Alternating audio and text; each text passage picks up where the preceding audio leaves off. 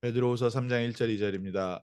사랑하는 자들아, 내가 이제 이 두째 편지를 너희에게 쓰노니 이 두 편지로 너희의 진실한 마음을 일깨워 생각나게 하여 곧 거룩한 선지자들이 예언한 말씀과 주 되신 구주께서 너희의 사도들로 말미암아 명하신 것을 기억하게 하려 하노라.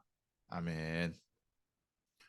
오늘 저희에게 하나님께서 이 세상을 살아가는 비밀을 하나 주셨습니다. 또 세상을 살릴 수 있는 비밀을 하나 주셨습니다. 짧은 말씀이지만요. 하나님께서 어렵고 힘든 핍박을 어떻게 이기게 하셨는가? 또 우리의 여러 가지 문제 속에서 하나님은 어떻게 우리의 삶에 인도하시고 역사하시고 응답하시는가? 또 우리를 통해서 하나님께서는 어떤 영광 받으시기 원하시는가? 그 전에 현장을 살릴 수 있는 힘이 있어야 되고요. 또 현장을 향하신 하나님의 계획을 볼 줄 알아야 되고요. 또 현장을 움직일 수 있는 실제 말씀이 있어야 됩니다. 그 일을 하나님께서 하신 말씀이 사도들의 편지와 또 거룩한 선지자들의 예언의 말씀, 구약 성경을 의미하죠. 주 대신 구주께서 너희의 사도들로 말미암아 명하신 것, 신약 성경을 의미합니다.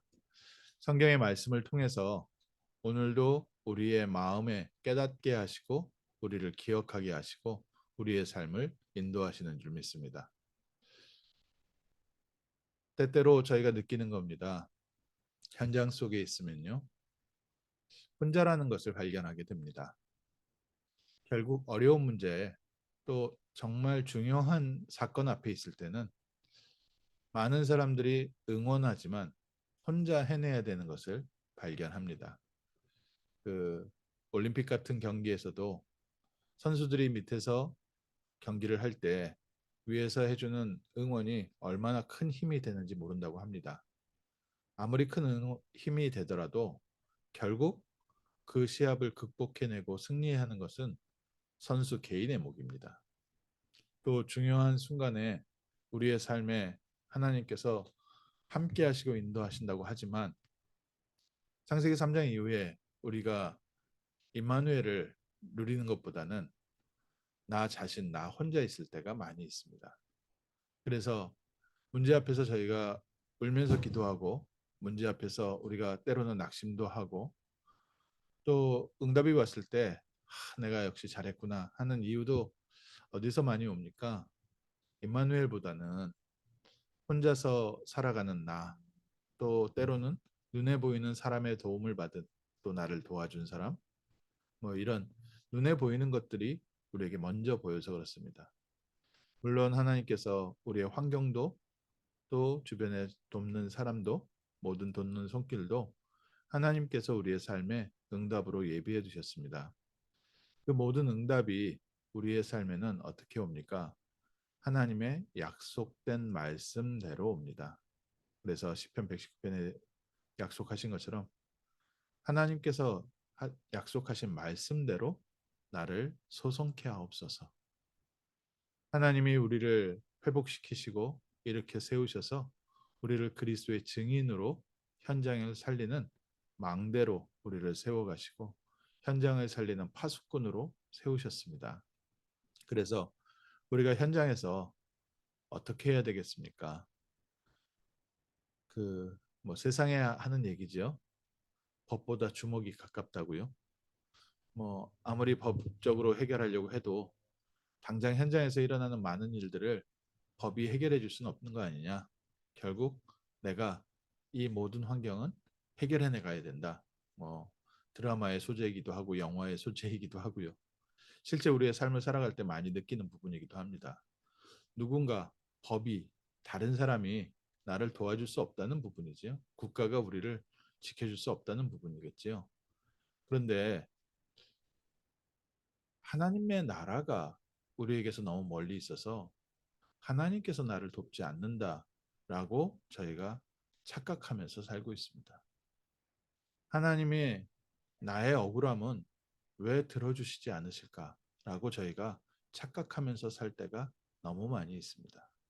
그런데 분명히 하나님께서는 성령으로 성삼위 하나님께서 우리와 함께 하시며 우리의 사정을 아시고 우리의 삶을 지금도 함께 하시며 인도하고 계시는 줄 믿습니다. 오늘 아침 다시 한번 저희가 회복해야 될 정말 참 믿음입니다.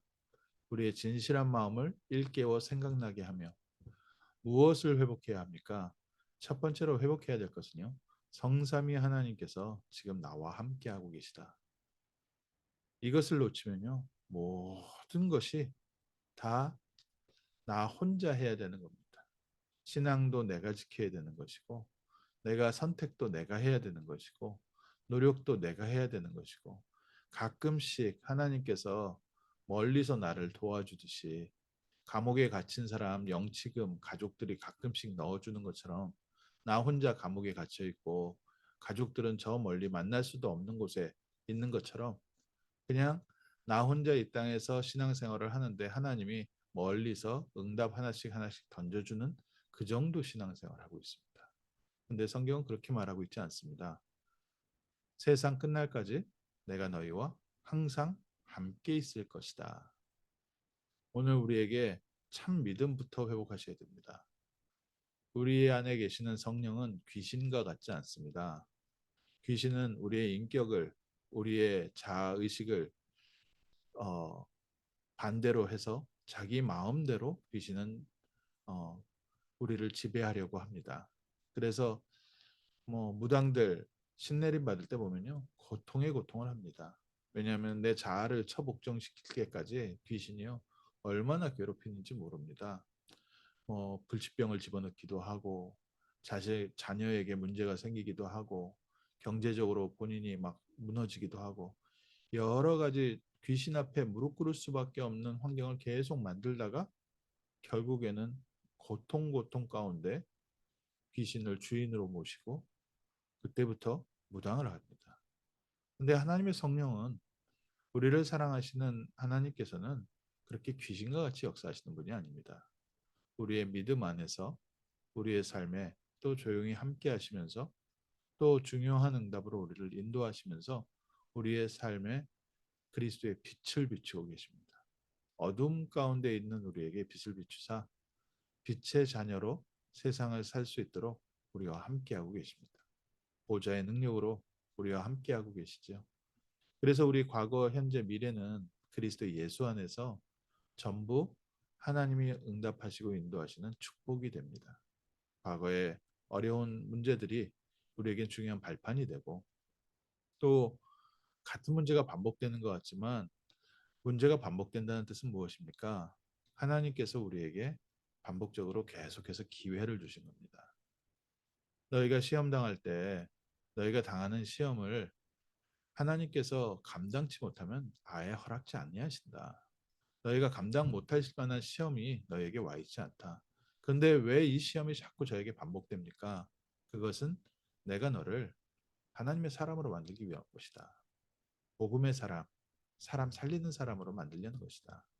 그래서 시험 당할 쯤에 또 어려움 당할 쯤에는 하나님께서 피할 길도 내신다. 믿음의 사람 만드는 과정이다. 하나님께서 우리에게 과거, 현재, 미래 모든 부분에 24시간 함께 하시며 인도하시고 우리에게 필요한 힘도 주시고 우리에게 정말 흑암 권세 꺾을 수 있는 능력도 권세도 함께 하시고 하나님의 언약을 미리 붙잡고 현장 살리는 구체적인 응답들 하나님이 우리가 가야 할 방향 미리 주시고 지금도 인도하고 계십니다. 사랑하는 자들아 사도 베드로가 교회를 향해서 한 말씀입니다. 사랑하는 자들아. 하나님께서 우리를 보실 때 사랑하는 자들아.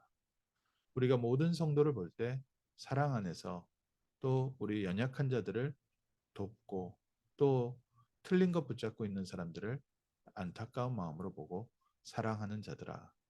이 두 편지가 이 하나님의 말씀이 구약과 신약 말씀, 베드로의 베드로전서, 베드로후서 이 말씀이 너희에게 믿음 회복되는 귀한 말씀 되기를 원한다. 구약 성경과 신약 성경을 통해서 사도들이 명령하신 것을 너희가 기억하기 원한다.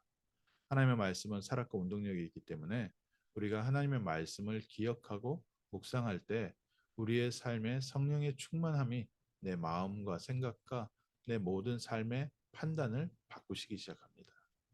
영적인 힘을 얻으면 내 영혼이 잘된 같이 내가 범사에 잘되고 강건하기를 내가 간구하노라. 시편 119편 9절에 이렇게 되어 있습니다. 청년이 무엇으로 그 행위를 깨끗하게 하리이까? 주의 말씀만 지킬 따름이니이다.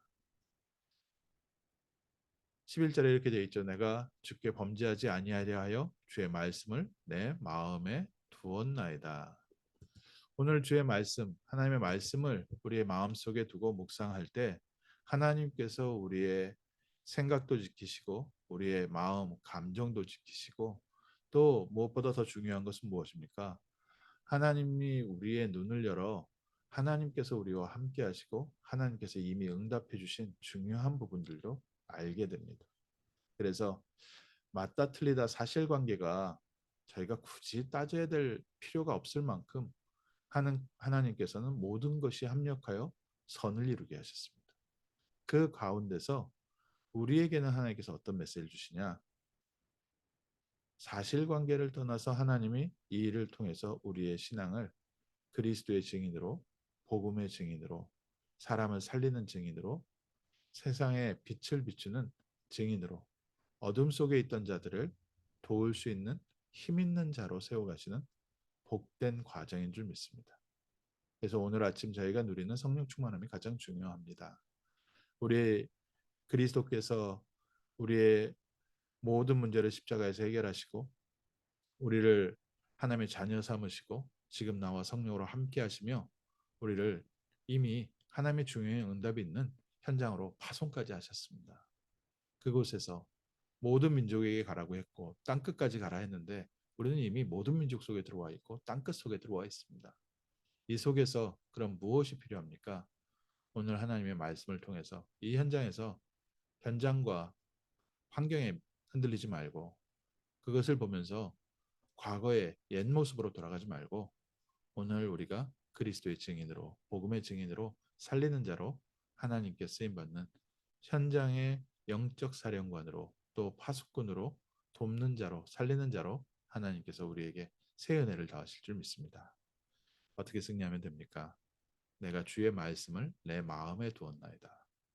오늘 다시 한번 예루살렘을 떠나지 말고 아버지의 약속하신 것을 기다려라. 하나님께서 주신 힘을 얻고 하나님의 문이 열리시는 중요한 응답의 현장 또 이미 와 있는 응답들을 확인하고 누리는 하나님께서 인도하시는 성령의 인도를 받는 복된 하루 되실 줄 믿습니다. 기도하겠습니다. 하나님 저희에게 하나님의 중요한 구원의 비밀을 알게 하시고 또 하나님께서 세계복음화의 중요한 사명과 천명을 우리에게 깨닫게 하시고 하나님께서 예비하신 현장에 우리를 파송하셔서 이 현장에 영적 파수꾼으로 세우심을 감사드립니다. 하나님 먼저 저희가 복음의 증인 되게 하시고 그리스도의 증인 되게 하시고 믿음의 증인 되게 하셔서 이 현장에서 환경을 보는 것이 아니라 하나님의 약속하신 말씀 붙잡고 승리하는 증인 되게 하시고 말씀 성취에 응답을 누리는 증인 되게 하시고 이미 하나님께서 주신 응답들을 발견하며 하나님께 영광과 찬송을 돌리는 빛의 증인 되게 하옵시고 기쁨의 증인 되게 하시고 행복의 증인 되게 하옵소서. 주 예수 그리스도 이름으로 기도합니다. 아멘. 하나님